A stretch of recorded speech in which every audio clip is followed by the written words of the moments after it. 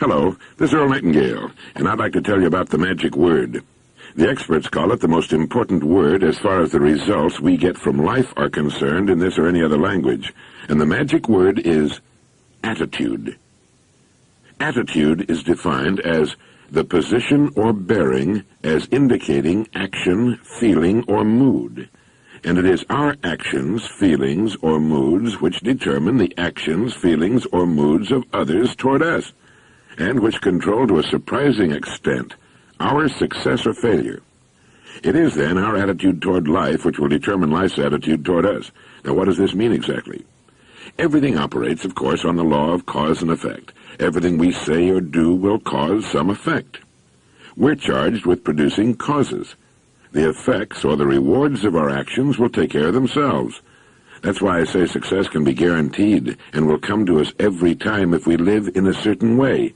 Good attitude, good results. Fair attitude, fair results. Bad attitude, bad results. You see, each of us shapes his or her own life, and the shape of it is determined by our attitude, the attitude we hold most of the time. Sounds simple, doesn't it? But it's not quite that easy. For most of us, learning this new habit takes time, but once it's mastered, our daily lives will become as changed as if we walked out of a dark tunnel into the bright, clear light of day. A person with a poor attitude toward learning, for example, in school or afterward, isn't going to learn very much until he changes his attitude. I know you can think of examples of this in your own life. If we take the attitude that we cannot do something, we generally will not do it. An attitude of failure, and we're whipped before we start. So we know then that what we receive from life, what we accomplish or fail to accomplish, is due in large measure to our overall attitude. William James of Harvard said the greatest discovery of his generation was that human beings can alter their lives by altering their attitudes of mind. To develop a good attitude toward the world in general, each of us must first develop a good attitude toward himself.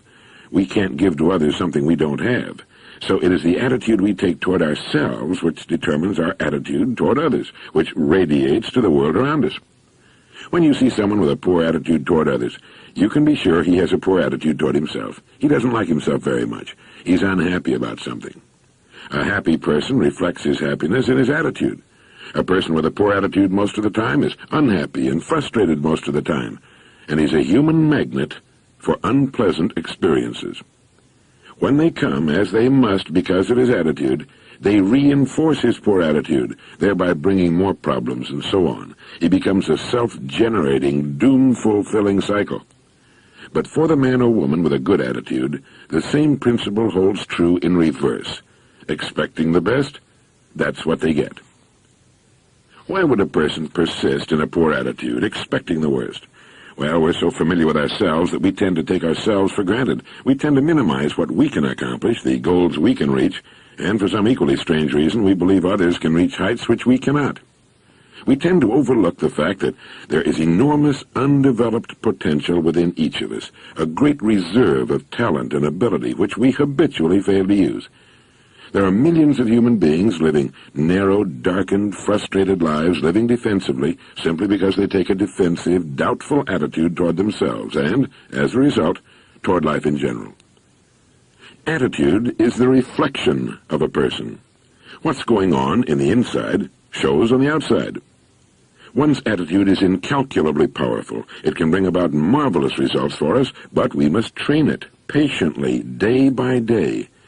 Now, for just a minute, let's talk about people, successful people, who go sailing through life from one success to another and who, when they occasionally fail at something, shrug it off and head right out again. No matter what a person does, wherever you find a person doing an outstanding job and getting outstanding results, you'll find a person with a good attitude. These people take the attitude toward themselves that they can accomplish what they set out to accomplish, that achievement is the natural order of things, that there's no good reason on earth why they can't be competent, successful. They have a healthy attitude toward themselves and, as a natural result, toward life and the things they want to accomplish. Because of this, they achieve some remarkable things and come to be called successful, outstanding, brilliant, lucky, and so on. They're quite frequently no more brilliant or talented than the majority of people by whom they're surrounded. But they have the right attitude. They find their accomplishments not too difficult simply because it seems so few others are really trying, really believe in themselves. Successful people come in all sizes, shapes, and colors, and in widely varying degrees of intelligence, background, and education. But they have one thing in common. They expect more good out of life than bad. They expect to succeed more often than they fail. And they do. When you want something worthwhile, take the attitude that there are a lot more reasons why you can have it than why you can't. Set out to earn it, go after it, work at it, ask for it, and 9 times out of 10 you'll get it. Now think about this. Our environment, the world we've created around us, is really a mirror of our attitudes. If we don't like our environment, we can change it by changing our attitudes. The world plays no favorites. It's impersonal. It doesn't care who succeeds and who fails, nor does it care whether we change or not. Our attitude toward life doesn't affect the world and the people in it nearly so much as it affects us. It would be impossible to even estimate the number of jobs which have been lost, promotions or good grades missed, sales not made, marriages ruined by poor attitudes. But you can number in the millions the jobs which are held though hated, the marriages which are tolerated but unhappy, the parents and children who fail to understand one another, all because of people who are waiting for the world and others to change toward them before they'll change, instead of being big enough and wise enough to at least make a test which will prove where most of the trouble lies, in poor attitudes. All right, so a successful attitude will help to bring us the success we seek. But just how does a person get this kind of attitude? The easiest and most effective means of forming a good attitude habit is to begin conducting yourself as though you have a good, positive, expectant attitude toward life. If you've never tried it, you'll be amazed at what happens. Remember, actions trigger feelings, just as feelings trigger actions.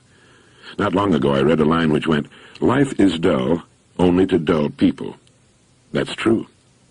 It could also have read, "Life is interesting only to interesting people," or "Life is successful only to successful people." You must first become mentally, from an attitude standpoint, the person you wish to be. A famous restaurateur was asked by a newspaper reporter, "When did you become successful?" And he replied, "I was successful when I was sleeping on park benches. I knew what I wanted to do, and I knew that I'd do it." You see, his attitude had been one of success, of expecting success, long before the material, the tangible rewards of success had been earned. The great German philosopher Goethe put it this way: before you can do something, you must first be something. Chances are you know people who seem to be what others call lucky. All kinds of wonderful things happen to them, and they give the impression of happily sailing through life, having a wonderful time, and accomplishing more in a year than most people do in 5. If you will conscientiously go about the test I'm going to recommend and concentrate on it every day, you'll find yourself beginning to join this small, happy, and extremely productive group of people. You'll find yourself becoming lucky, as they say, and most of your problems will take care of themselves. Of this you can be sure. The results will be nothing short of amazing. Now here's the test. Act toward the world, everything and everyone, with an attitude calculated to produce the results you want. That is, if the result you want is more success in what you're doing, act as though you are already in possession of that success. If you want others to treat you with admiration and respect, treat others with admiration and respect first. Treat every person as the most important person on earth. Do this for 3 excellent reasons. 1, as far as a person is concerned, he or she is the most important person on earth. 2, because this is the way human beings ought to treat each other. 3, by treating everyone this way, we form an important habit. There's nothing in the world that men, women, and children want and need more than self-esteem, the feeling that they're important, that they're needed and respected. They'll give their love, their affection, their respect, and their support to the person who fills this need. Have you ever noticed that the higher you go in any organization of value, the nicer the people seem to become? You see, the bigger the person, the easier it is to talk to him, to get along with him, and to work with him. Do you know why? It's because he has a good attitude. And the people with the best attitudes just naturally rise to the top. Now, he doesn't have a good attitude because of his position. He has the position as a result of his attitude. Act toward others and the world at large in exactly the same manner you want the world and others to act toward you. For example, treat the members of your family as the persons they really are, the most important people in your life. Carry out into the world each morning the kind of attitude you'd have if you were the most successful person on earth, and notice how quickly it develops into a habit. Almost immediately a change will be noticed. Irritations that used to frustrate and annoy disappear. When some less informed person gives you a bad time, stay on the track. When someone cuts in front of you with his car or acts in any other manner that shows his ignorance and lack of courtesy, don't permit yourself to drop to his level. Don't let his unhappiness make you unhappy. When you begin to develop better attitudes, you should realize you already have placed yourself on the road to what you seek. You are well on your way to joining the top 5% of the people. You have prepared the ground and planted the seed.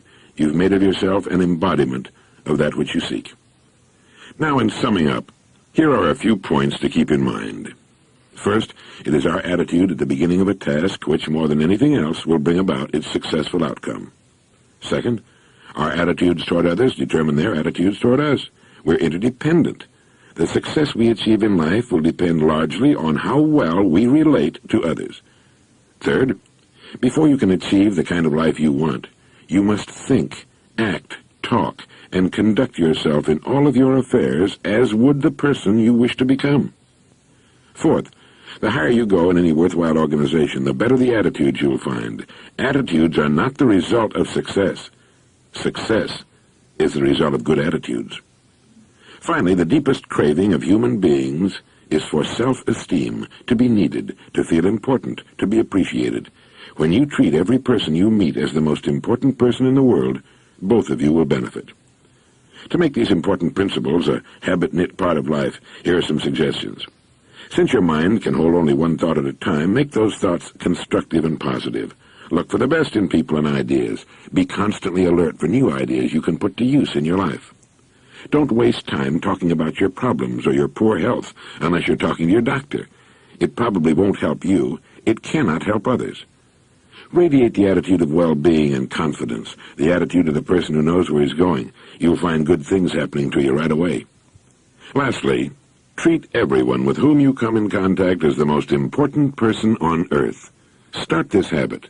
Practice it consistently, and you'll do it the rest of your life.